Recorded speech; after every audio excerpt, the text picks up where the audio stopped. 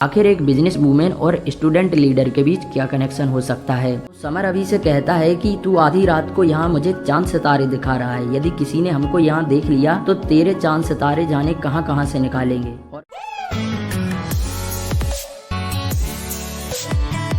और भाई मित्रों, क्या हालचाल, एक नंबर जबरदस्त होंगे आप सभी लोग। इस वीडियो में हम कर्मयुद्ध सीजन 1 एपिसोड 2 एक्सप्लेन करने वाले हैं। पिछले एपिसोड में हमने देखा था कि सीबीआई ऑफिसर रघुवीर को कुछ लोग किडनैप कर लेते हैं। अब आगे की स्टोरी वहीं से दिखाई जाती है जहां पर रघुवीर सर को किडनैप किया गया था। अब उसी जगह पर मोनी और अल्लू भी आ जाते हैं, जिनको रघुवीर सर ने मिलने के लिए अर्जेंट बुलाया होता है। जब मोनी और अल्लू कार को देखते हैं तो पता चलता है कि गाड़ी टकराई नहीं होती है, उसे रोका गया होता है। जिन लोगों ने भी ये काम किया है वो काफी प्रोफेशनल्स लगते हैं। तभी अल्लू मोनी से पूछता है कि सर ने कोई ऐसा क्लू दिया था या ऐसा कुछ बोला था जो उन्हें ढूंढने में हमें मदद करे, लेकिन मोनी कहती है कि वहाँ पर ऐसा कुछ भी नहीं मिला। वो लोग आपस में बात करते हैं कि शायद ऐसा कोई है जो जानता है कि हम कुछ जानते हैं। मोनी कहती है कि लेकिन हम वास्तविकता में अभी कुछ नहीं जानते हैं, जो भी पता होता है वो रघुवीर सर को पता है और रघुवीर सर को वो लोग किडनैप करके ले गए हैं। अगले सीन में हमें रघुवीर को दिखाया जाता है जो काफी जख्मी हालत में होता है और उसे वही लोग टॉर्चर कर रहे होते हैं जिन लोगों ने उसको किडनैप किया था, और रघुवीर सर को काफी ज्यादा पीटते हैं और उनसे पूछते हैं कि ऐसा कौन सा मैसेज था जो तुम दिल्ली लेकर जा रहे थे,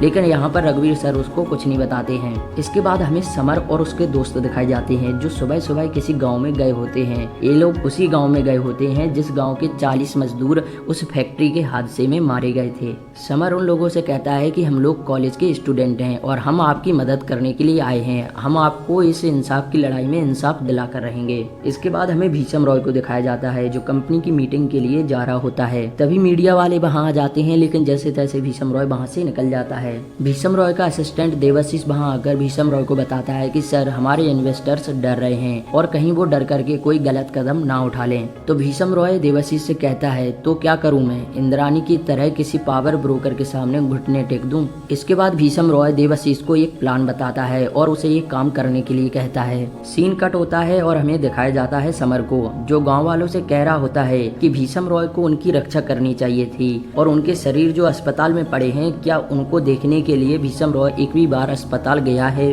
और क्या आप लोगों का दुख बांटने के लिए वो यहाँ पर आया है? नहीं। समर उनसे कहता है कि हम उस अस्पताल जाएंगे जहां पर उनकी बॉडीज रखी हुई हैं और हम वहां से जब तक नहीं हटेंगे जब तक कि हमको उनकी बॉडीज नहीं मिल जाती। अगले सीन में हमें आदेश को दिखाया जाता है जो न्यूज में भीषम रॉय को काफी कुछ कह रहा होता है और यहाँ पर वो समर से न्यूज में बात करता है। समर आदेश से बात करते हुए बताता है कि जब तक हमें ये 40 बॉडीज नहीं मिल जाती हैं तब तक हम यहाँ से नहीं हटेंगे। ये सब न्यूज इंद्रानी भी अपनी टीवी पर देख रही होती है और समर की तारीफ करते हुए कहती है कि समर अच्छा बोलता है और ऐसा ही अभी को भी बोलना चाहिए। वहीं पर ऑफिस में इकबाल वाजवा आता है जो कि पहले प्रधान रॉय का असिस्टेंट और एडवाइजर था, लेकिन अब वो इंद्रानी के लिए काम करता है। इंद्रानी इकबाल को धमकी देते हुए कहती है कि मैं समर से मिलने हॉस्पिटल जाऊंगी, तो आप अभिमन्यु को मेरे साथ जाने के लिए समझाएं और अभी को ये भी समझाएं कि वो कंपनी ज्वाइन कर ले। यहाँ मैं आपको बता दूं कि इकबाल वाजवा जो होते हैं उन्होंने बचपन से ही अभिमन्यु की परवरिश की होती है।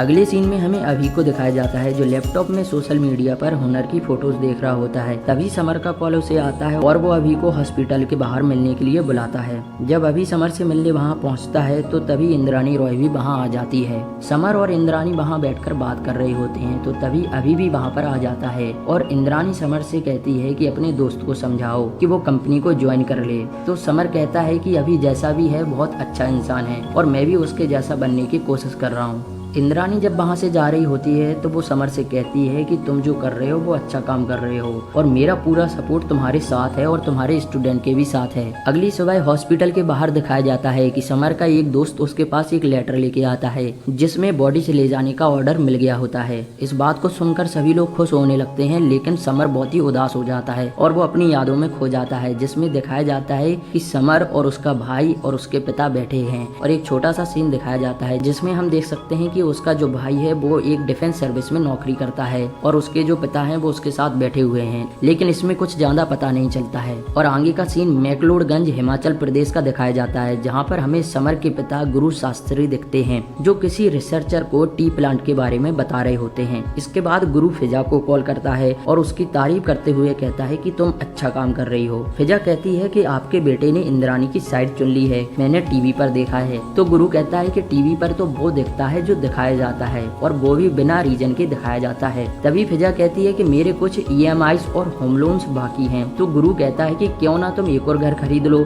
लेकिन साथ में मेरा एक नया काम करना होगा जिसकी डिटेल मैं तुमको पहुंचा दूंगा। अगला सीन हमें गांव के पास का दिखाया जाता है जहां CBI टीम कुछ जांच कर रही होती है। अल्लू मोनी को आकर बताता है कि गांव वालों का कहना है कि 2 साल से कुछ ट्रक्स हर हफ्ते यहां आकर पानी में कुछ डंप करके जाते हैं, लेकिन हमें नहीं पता कि वो क्या डंप करके जाते हैं। मोनी कहती है कि पानी और मिट्टी के सैंपल्स जल्दी से जल्दी लैब भिजवाओ, और वो यहाँ पर ये भी कहती है कि सारे के सारे क्लूज हमारे सामने हैं, बस हमें एक क्लू ढूंढने की जरूरत है। अगले ही सीन में हमें इंद्राणी को दिखाया जाता है जो उस जगह गई होती है जहाँ पर वो 40 बॉडी जलाई जानी थी। वहाँ पर समर भी होता है। तभी फिजा वीडियो में बता रही होती है कि इंद्राणी के आने तक बॉडीज का अंतिम संस्कार शुरू नहीं किया गया, हालांकि सारी बॉडीज तैयार थीं। आखिर एक बिजनेस वूमेन और स्टूडेंट लीडर के बीच क्या कनेक्शन हो सकता है। इसके बाद हमें फिजा और आदिश को दिखाया जाता है जहाँ पर एक रेस्टोरेंट में आदिश ने उसे एक मीटिंग के लिए बुलाया था, जहाँ हमें पता चलता है कि जो फिजा होती है वो पहले आदिश के लिए यहाँ काम किया करती थी और फिर उसने वो जॉब छोड़ दी। फिजा आदिश को कुछ ऐसी बातें बोलती है जिससे आदिश को मिर्ची लग जाती है और वो फिजा से कहता है कि हवा का रुख बदल रहा है, और इसके बाद आदिश वहाँ से गुस्से में चला जाता है। अगला सीन हमें कॉलेज का दिखाया जाता है जहाँ पर बहुत ज्यादा बारिश हो रही होती है। वहीं पर अभी हुनर को देख लेता है जो अपनी छतरी खोलने की कोशिश कर रही होती है, तो अभी उसकी मदद करने के लिए उसके पास आता है और हुनर से उसकी गलती के लिए माफी मांगता है। तभी अभिमन्यु छतरी खोल रहा होता है लेकिन उससे धोखे से छतरी टूट जाती है, तो वहाँ से हुनर चली जाती है। अगले सीन में हमें इंद्राणी को दिखाया जाता है जो वर्धान रॉय को खाना खिला रही होती है, और वो खाना खिलाते वक्त ये भी बोलती है कि मुझे अभी की चिंता है क्योंकि अभी ही मेरा एकमात्र परिवार है, और वो वर्धान रॉय से ये भी कहती है कि जो हमारा है मैं उसे लेकर रहूंगी।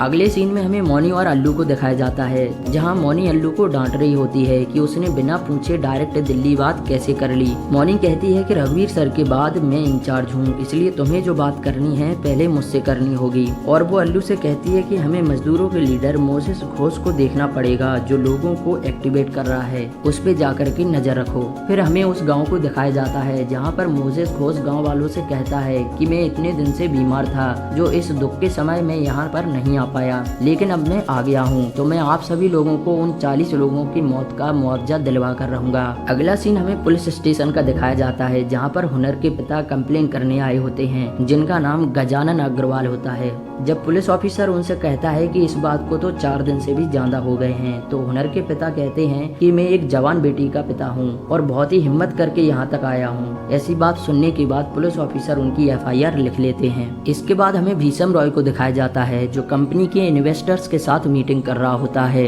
यहाँ इन्वेस्टर्स शेयर के नीचे जाने की बात भी कह रहे होते हैं और इंद्राणी की कंपनी AR इंफ्रा की तारीफ भी करते हैं और कहते हैं कि उस कंपनी में शेयर्स भी हैं और इंटरेस्ट भी है। तो भीषम रॉय उनसे कहता है कि मेरे पिता के जाने के बाद आपने हमेशा मेरा साथ दिया है और आप अपने इस डिसीजन पर यकीन रखिए। इसके बाद हमें कॉलेज का सीन दिखाया जाता है जहाँ पर पुलिस वाले अभिमन्यु को अरेस्ट करने आए होते हैं। तो समर और उसके दोस्त पुलिस वालों का रास्ता रोक लेते हैं और उनसे कहते हैं कि आज तो अभिमन्यु कॉलेज आया ही नहीं, लेकिन इंस्पेक्टर कहता है कि अभी लाइब्रेरी में है और हमको पता है, लेकिन तुम लोग सरकारी कार्रवाई में बाधा डाल रहे हो, इसका अंजाम बहुत बुरा हो सकता है। तो समर कहता है कि पहले जो बाकी केस पेंडिंग पड़े हैं आपके, आप उनको खत्म कीजिए, हम स्टूडेंट में क्या रखा है। ऐसे ही बात बहुत आगे बढ़ जाती है और वहाँ पर राशि पुलिस वालों की वीडियो भी बना रही होती है। पुलिस वाले माहौल को बिगड़ता देख वहाँ से चले जाते हैं। अगले सीन में हमें अभी और समर दोनों एक छत पर आधी रात को बात करते हुए दिखते हैं, जहाँ पर समर उसको कहता है कि तूने मुझे आधी रात को यहाँ पर क्यों बुलाया है। तो अभी उससे हुनर के बारे में बात करने लगता है और वो कहता है कि फिजा ने जो वीडियो में बताया है मैंने वैसा नहीं किया है।